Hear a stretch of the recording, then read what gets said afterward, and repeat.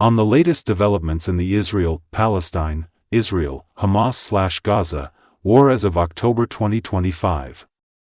Because the situation is evolving rapidly, some details may shift, but this aims to be a comprehensive snapshot of where things stand, the key dynamics, and what to watch moving forward. Introduction: The conflict between Israel and Hamas entered a new phase in October 2025 when the two parties agreed to a ceasefire after nearly 2 years of intense hostilities.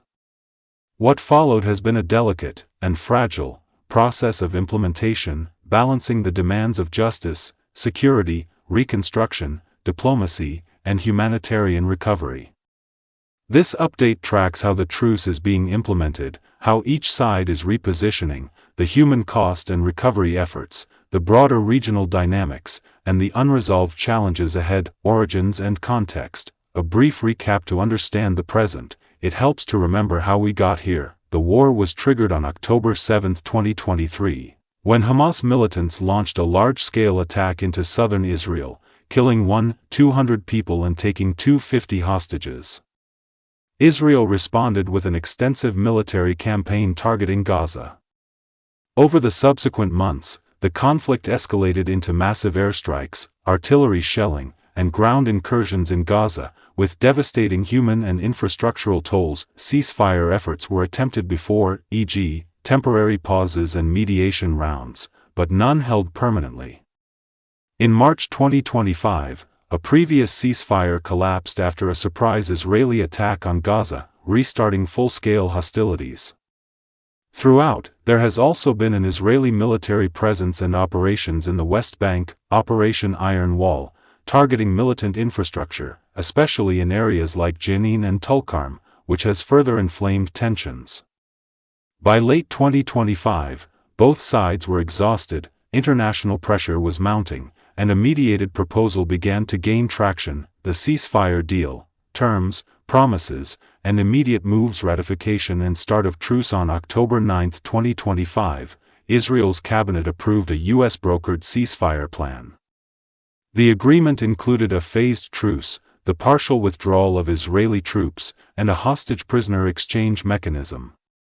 Israeli forces began pulling back to positions agreed upon by both sides. Within 72 hours of the ceasefire taking effect, Hamas was to release 20 living Israeli hostages. Israel, in turn, would free some 1,950 Palestinian prisoners, including 250 long-term prisoners and 1,700 others arrested during the war. A civilian humanitarian effort was to be bolstered. Israel pledged to allow up to 600 aid trucks per day into Gaza. The U.S. established a Civil Military Coordination Center, CMCC, in Israel to help monitor and assist with stabilization and humanitarian flows, though U.S. troops were not to enter Gaza, in support roles. 200 American personnel were to staff it. Israel also began transferring Palestinian prisoners to sites where they could be released under the terms of the agreement. Early implementation and human movement with truce lines drawn and the agreement activated. Tens of thousands of displaced Palestinians, especially from southern Gaza and central areas, began returning northward, including to Gaza City, often walking through rubble. The landscape left behind is one of destruction. 90% of Gaza's housing and infrastructure was heavily damaged or destroyed. Returning residents frequently found only rubble where homes once stood, but expressed a sense of relief and longing to return home in any form. As hostages and prisoners were prepared for exchange, Israel's prison authorities mobilized staff during overnight operations to ready detainees for release. Political messaging and tensions. Israeli Prime Minister Benjamin Netanyahu framed the ceasefire as a strategic victory.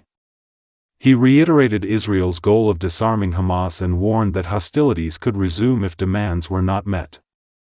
Hamas, for its part, accepted the deal but rejected the notion of demilitarization or full disarmament in Gaza. It insisted on retention of weapon capabilities and governance autonomy in the territory.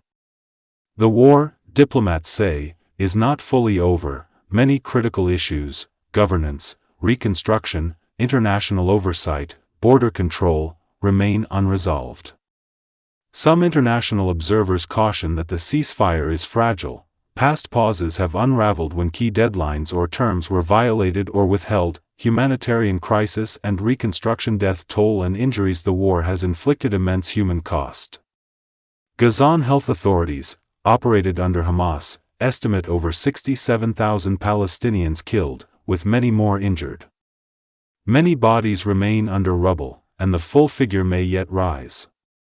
Beyond death, there are hundreds of thousands injured, with many suffering lasting disabilities, trauma, and mental health consequences. In Gaza, water, electricity, health systems, sewage, roads, and communication networks are largely destroyed or non-functional in many parts. Displacement and return. The vast majority of Gaza's population, at various stages, was internally displaced during the conflict.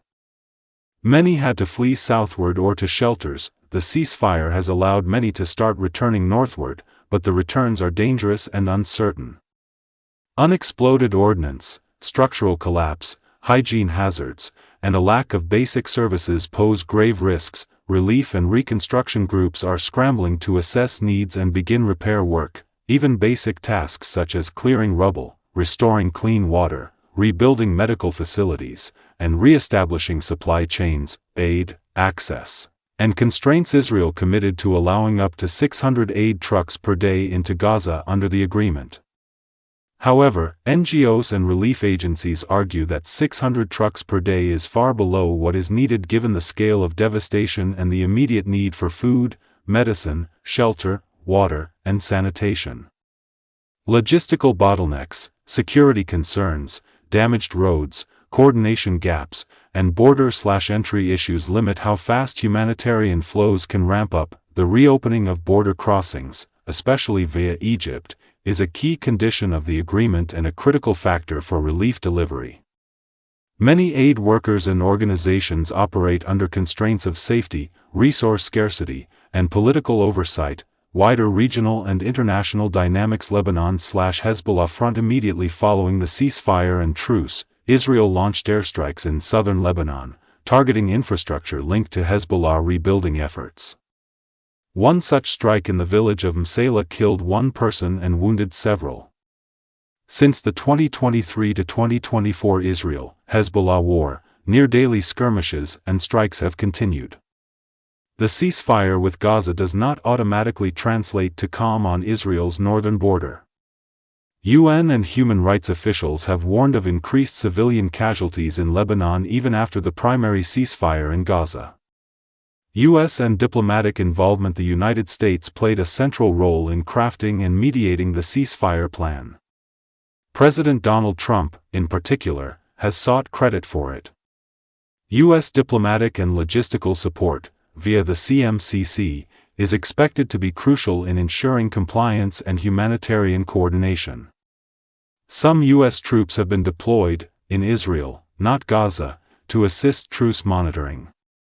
Meanwhile, regional actors, Egypt, Qatar, Turkey, and others, remain mediators and guarantors of the ceasefire deal. Globally, the conflict has triggered diplomatic pressure, UN resolutions, protests, and calls for accountability or investigations of war crimes. Political stakes in Israel and Palestine. For Netanyahu, the ceasefire and how negotiating leverage is used carry significant political weight, especially ahead of elections.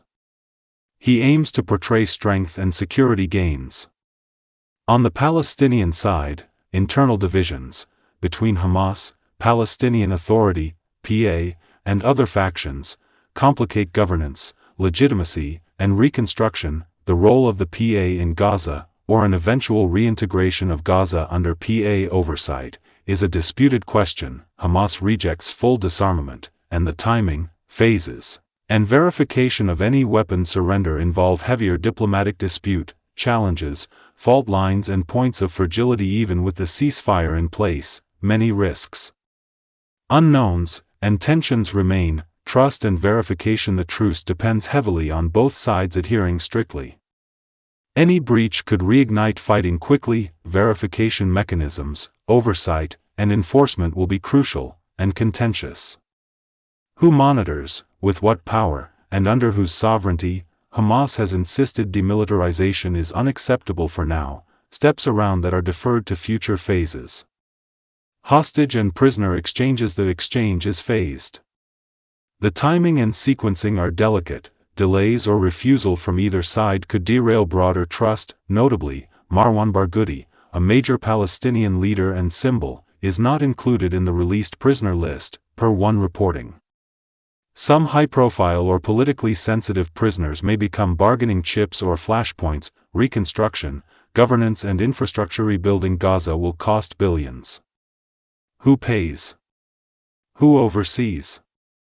Who leads the reconstruction? Local authorities, international agencies, Israel, or a new entity? Infrastructure devastation is near total in many zones: housing, schools, hospitals, roads, water systems, electricity, sanitation. Basic services must be restored quickly to avoid famine, disease, and further displacement. Security and residual militancy. Even with a truce, residual militant capabilities and cells may persist, resisting disarmament or reorganization. Israeli security concerns remain of rearming or new infiltration. Border control, buffer zones, or demilitarized areas may be proposed, but